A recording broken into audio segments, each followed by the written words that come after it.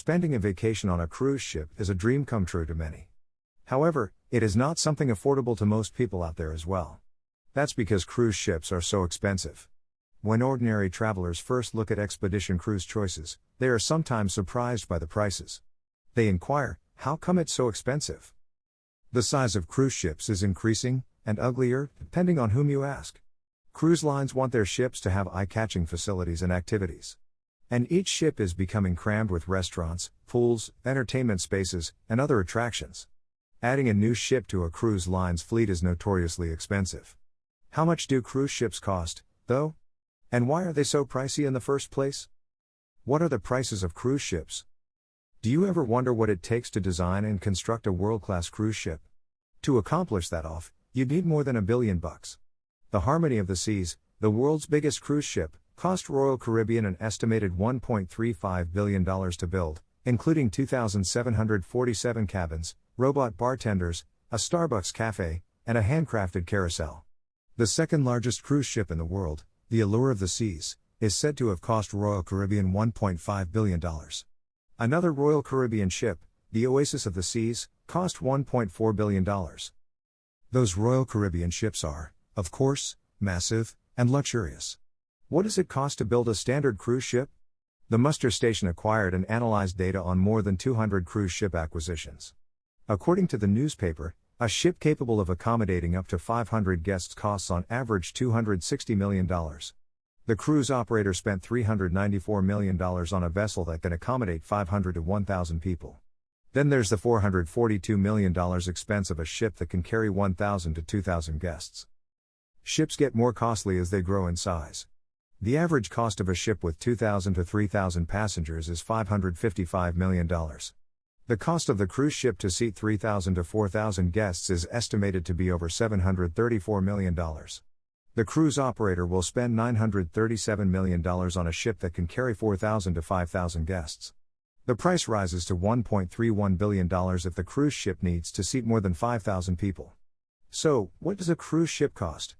This is dependent on the size of the room, as well as a few other criteria.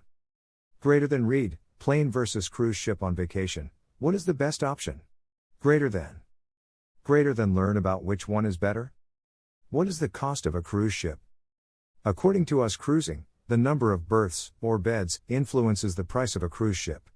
According to the newspaper, the cost of all cruise ships is determined by a number of criteria, including the size of the vessel, onboard facilities and amenities, the shipyard where it is built, and the health of the economy at the time it is built. Materials are notoriously costly, and the cost of steel, particularly for ocean liners as compared to boxier cruise ships, can be a considerable consideration. When possible, many cruise lines choose to refurbish an existing ship rather than build a new one, according to the newspaper. Even improvements may rapidly reach the $500 million mark, Us Cruising points out. Let's be honest, water slides, circus arenas, and ice skating rinks aren't cheap. Next time you're on board a cruise ship, remember to simply lie back and take in the sheer luxury of it all, the newspaper recommends. How are cruise ships constructed? According to Cruise First, none of the main cruise lines have their own in-house shipbuilders, owing to the high expense of the equipment. Instead, when they require a new cruise ship, they turn to specialized shipbuilders.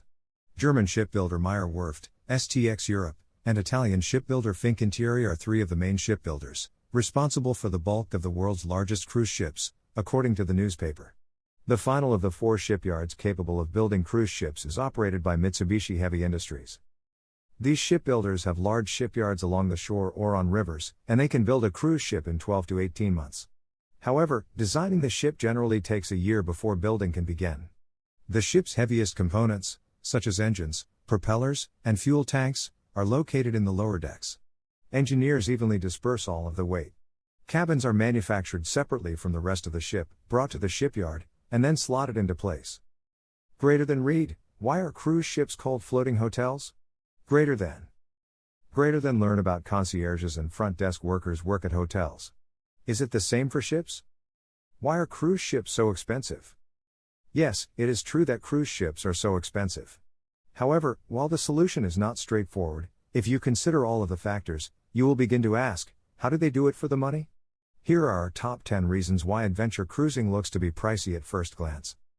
The cruise size and pay. The higher the expense to the consumer, the more personnel you have per passenger. With a crew/passenger ratio of 70 to 100, for example, each passenger's daily cost must cover 70% of the crew wage.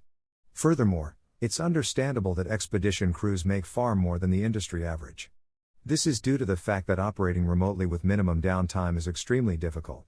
They must be more specialized and extremely well trained. Fixed costs. Every cruise has a set of fixed costs that are shared among a big number of guests on a large ship. On a small expedition ship, these expenditures are shared among a considerably smaller number of people. Greater than read, why are vacations important? Greater than. Learn about vacations that can help you with stress management. Fuel prices. Expedition operators have greater fuel expenses than other operators since they use high-grade fuel throughout the trip, which is especially expensive in the protected polar areas. Land excursions. The company's own zodiacs, which need maintenance, fueling, and crewing, are used to give shoreside activities at no additional cost, frequently in isolated locations. The operator must pay villagers expenditures in exchange for access to their property, as well as agree on ancillary advantages for the community. Medical services. When working in distant locations, your doctor must be of the highest caliber and have better facilities, since he will have no other option in the event of an emergency. There is no opportunity to access shoreside medical services for the crew's basic requirements. Provisioning space apart from guest space. The majority of ships are designed for voyages of 7 to 10 days. Expedition ships frequently cruise for 3 weeks or longer without stopping to resupply. This implies that, in comparison to traditional ships, a higher amount of space is allocated to storage, whether for fuel, food, hotel equipment, or technical consumables. Furthermore, supplying outside of major ports is significantly more costly and involves extra, expensive, logistical problems. Itinerary preparation. Itineraries cannot be arranged from an office with a guide indicating sailing times from one port to another while operating off the usual path. Someone must physically travel to the region and conduct extensive study on the route, forming relationships and establishing a support network in locations where none now exist. Greater than read, why are vacations so stressful? Greater than learn about assuming that travel will help you solve all your problems. Experts on board. Expedition ships transport a number of high-priced professionals, such as naturalists and highly educated and skilled expedition leaders, who must be paid and accommodated on board. Financial support to local communities. Expedition operators typically have a strong culture of responsibility, giving back to the local community in the form of financial support. Insurance. Expedition cruising is risky, to put it mildly. You are operating in isolated and hostile locations, which are frequently under or unsurveyed, necessitating not only extraordinary skill and training on the part of your crew, but also significantly greater insurance premiums than ships operating in known seas. Tips to locate cheap cruise deals. Even though cruise ships are expensive, it doesn't mean that you should spend a fortune on the next vacation.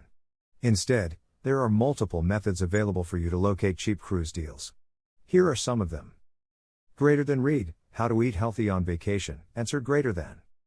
Learn about the healthy meal plan even before you leave. Book ahead of time. Last-minute cruise bargains are difficult to come by for certain dates and places, especially if you want your selection of staterooms. Summer travel and school vacation times fill up quickly, especially for cabins that sleep 3 or more people and are popular with families. Do you want to go on an exotic cruise? You can forget it unless you book months, if not a year, in advance for some lines and sailings. This is especially true for bucket list trips to destinations like Antarctica, the Arctic, and world cruises, which may sell out in a matter of hours. We recommend reserving early if you want what everyone else wants, or if you have a particularly specific cruise scenario in mind. The best cabins on the most popular new ships will sell out rapidly, driving up rates the longer you wait. Luxury cruises also advertise their best rates early on. Every 3 months, Oceania and Regent Seven Seas raise their prices. For a short period, Crystal's Book Now tickets provide thousands of dollars in savings per couple. Once the deadline has passed, the line promptly hikes the rates. These upmarket lines make it clear, if you wait, the lowest rates will vanish. It's also a good idea to reserve river trips ahead of time. As the sale date approaches, not only are popular itineraries likely to sell out, but the price is also likely to rise, not fall.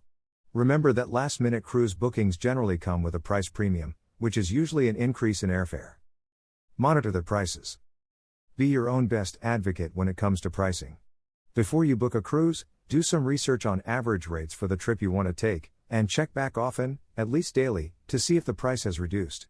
Check out what unique offers each cruise company has to offer, and then contact your chosen travel agency to inquire about price and promotional discounts. Don't have time to keep an eye on cruise prices like stockbrokers? Keep an eye on the Wall Street ticker. Check out Cruise Critics Price Alerts, a cruise price tracker that notifies you when prices on the voyages you're interested in change. Greater than read, 20 tips, staying with friends and family on vacation. Greater than learn about, involve everyone in the planning. Ask for a discount when the fare changes. It's feasible to take advantage of a reduced cruise cost if it changes after you've booked but before you've completed your final payment. Enlist the assistance of a travel agent who can keep an eye on prices after you've booked and request a refare at a cheaper rate. If the fare drops, you can ask for a rate modification, cancel and rebook at the reduced cost, or seek an onboard credit for the difference. The benefits you're entitled to vary by cruise company, but they all add up to extra money in your wallet. It's worth noting that certain lines may have non-refundable deposit policies. Always read the small print before canceling and rebooking. Do a last-minute reservation. Flexibility can pay well for individuals who are able to be spontaneous. Check out our last-minute cruise offers area for discounts on a range of sailings departing in the next 90 days. 90 days is the customary deadline for final trip payments. There are always a plethora of Caribbean and Mediterranean cruise offers available. Other cruises that are difficult to fill, such as shoulder season cruises and one-way repositioning sailings that need open-jaw airfare, might be heavily reduced at the last minute. Of course, buying a last-minute flight might negate any savings. Additionally, there will be a limited number of cabin sites and dinner seating available. It's a wonderful method to enjoy a vacation without breaking the budget if you're flexible and can drive to a cruise port, or if you have a lot of frequent traveler airline points to spend. Final words. Follow these tips and you can increase your chances of finding a cruise ship without spending a fortune. Then you will be able to go ahead with your cruise vacation and enjoy it to the fullest.